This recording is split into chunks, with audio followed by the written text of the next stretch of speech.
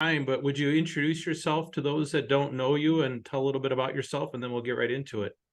Yeah, I was brought up in Pennsylvania in an evangelical Protestant home, and in college went to a fine college named Bob Jones University.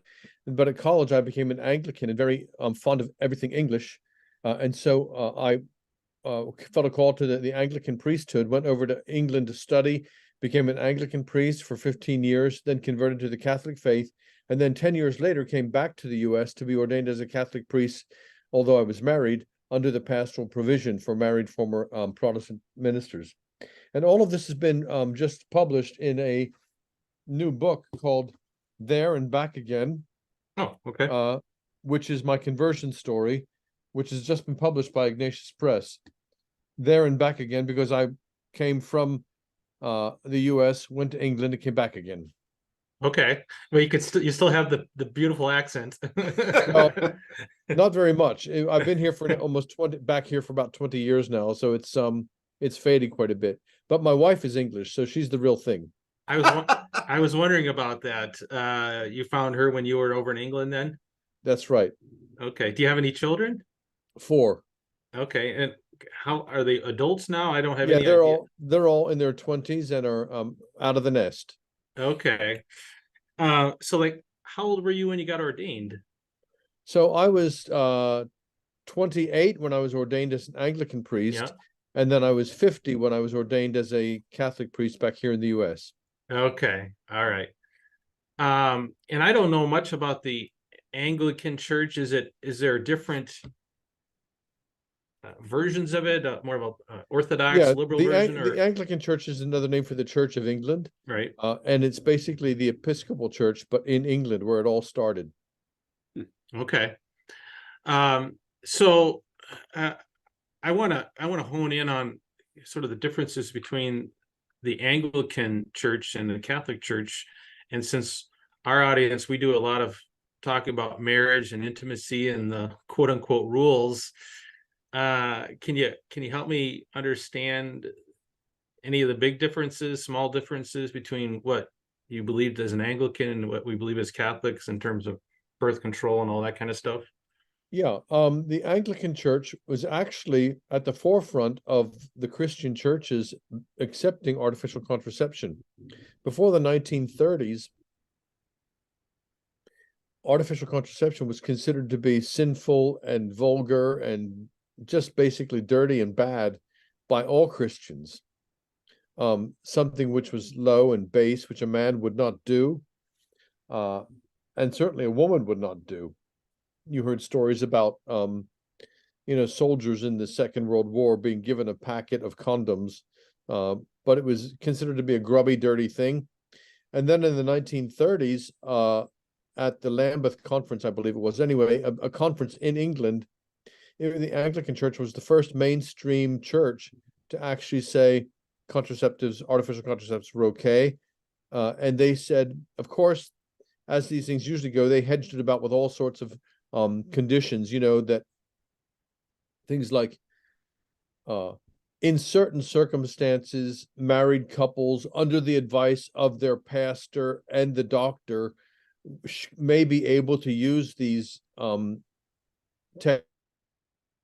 technologies for the careful spacing of the planning of their family. And said, of course, these things should not be used to promote promiscuity and so forth and so on. But they basically opened the door to artificial contraception. And then the other Protestant denominations soon followed. And of course, it was the Catholic Church was the only which actually held to the centuries old tradition that these things were considered to be evil. So how about we talk about birth control? How about other stuff like masturbation or other types of things spouses can do? What was sort of the angle? Once that sort of barrier fell, then it wasn't long before the Anglican Church continued to go down the path of sexual tolerance, shall we say, tolerance of all sorts of sexual activity, which of course blew wide open with the sexual revolution. And you need to understand one thing about the Anglican Church. The Anglican Church was founded by Henry VIII in the 16th century in a way of conforming the church to the spirit of the age. The spirit of the age then was Protestantism, nationalism, the nation state, and the rule of nation state monarchs. And so Henry VIII, sort of putting his finger to the wind, saw which way the wind was blowing and created the Anglican Church, which is a Church of England with the monarch as its head. And therefore, in every age, it is adapted to the spirit of the age. That's how it was founded. That's its sort of genetic code. So it should come as no surprise that in the 1960s, the Anglican Church did not really stand up against the sexual revolution. And now, of course, the Anglican Church has women priests, and they're debating the legitimacy of same-sex marriage in church, having already accepted same-sex blessings. Regarding other sexual practices that Catholics would continue to say are intrinsically disordered, the Anglican Church would just step back judgments and, would usually say, masturbation, meh, not so bad. Sodomy, whatever people do in their, we don't have any bedroom police, okay? They would say, what you do is between you and your conscience. And now that's completely blown wide open. So even in factories, Anglican clergy houses, you will find every kind of mix of modern sexual sort of alternatives, divorced and remarried clergy, same-sex married clergy, divorced, living with some clergy, cohabiting clergy, so forth and so on. You find every permutation, and the basic sort of rule now is don't ask what goes on in the clergy house bedroom. Wow. Was that at all part of what led you away from the Anglican Church, or you? Well, when I paint that picture, I left the Anglican Church in 1995. So what is that? 30 years ago now, almost. And of course, it's not that explicit because English people are very polite people. Yeah, okay, they don't talk about these things, but that's the reality.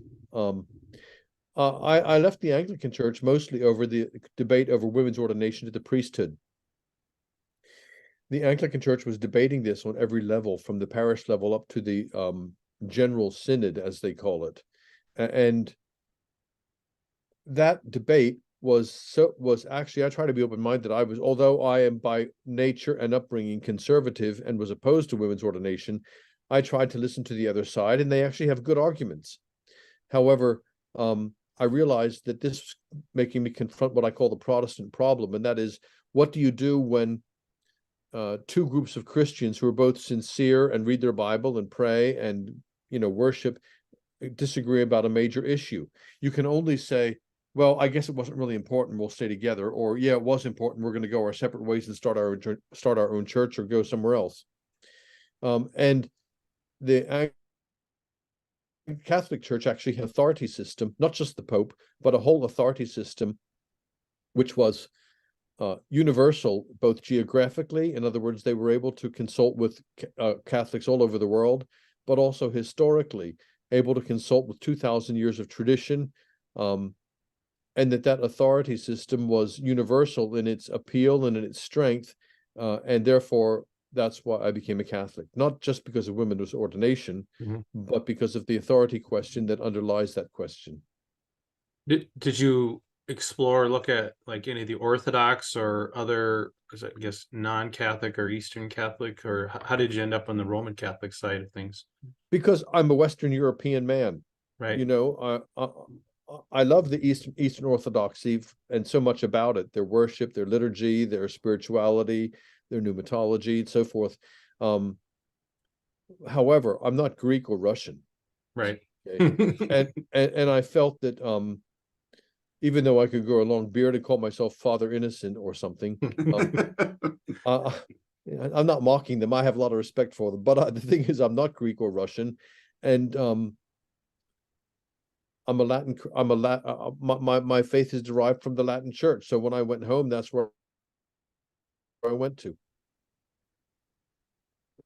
So I'm curious then, and before we totally leave the Anglican end of things, but just in terms of the concept of sin, of course, we as Catholics have, whole concepts of heaven and hell and mortal sin, venial sin, confession. Are there any remnants of that in the Anglican Church as it was when you left, or how would you compare them? No, Anglicanism, like most Protestantism, is highly individualistic. So you will find some Anglicans who practice confession, some Anglicans who have a high view of Catholic moral theology, others who have no idea about it at all, others who are very low church and Protestant in their understanding, who basically it's all about how much you love Jesus kind of thing. So the Anglican Church per se does not really have a magisterium. It doesn't have an official teaching other than the Articles of Religion, which were established in the 16th century. So you were a lay Catholic for about 10 years, and then you became ordained. Are you a diocesan priest then? Yes, I was ordained for the Diocese of Charleston in 2006, and so I'm a diocesan priest. I'm curious, were there any any components of Catholicism, whether it's related to sort of the morality rules that we just talked about, or otherwise, that you found the most difficult to either understand or appreciate, given your background? Yes and no. I appreciated the Catholic clarity on moral issues. However, I realized with that clarity very often goes a legalism and sometimes a kind of Jansenistic Puritanism that goes along with those rules and regulations. That there could be, I came from a very fundamentalist evangelical background, which was highly legalistic in many ways. When I heard Catholics complaining about Catholic guilt, I said, "Hey, the Catholic Church doesn't have a monopoly on that, okay?" And so Anglicanism, with its ambiguity and its open-endedness, was a kind of freedom from the fundamentalist legalism. And so I was wary of the tendency within Catholicism to lapse back into a kind of legalism based on the clarity of their moral teaching. And therefore, learning more about the Catholic moral teaching and Catholic moral theology has been encouraging, because I realize within Catholic moral theology, the moral theologians actually acknowledge this tendency towards legalism and use both canon law and moral theology in a very compassionate way, allowing for human weakness and allowing for the reality of life and what things are really like, both with the sacrament of confession, but also with its application of moral theology. So, in other words, that same Catholic authority system which attracted me also had the capability to administer moral theology, a clear moral theology, in a way that was also full of common sense and realism. Okay.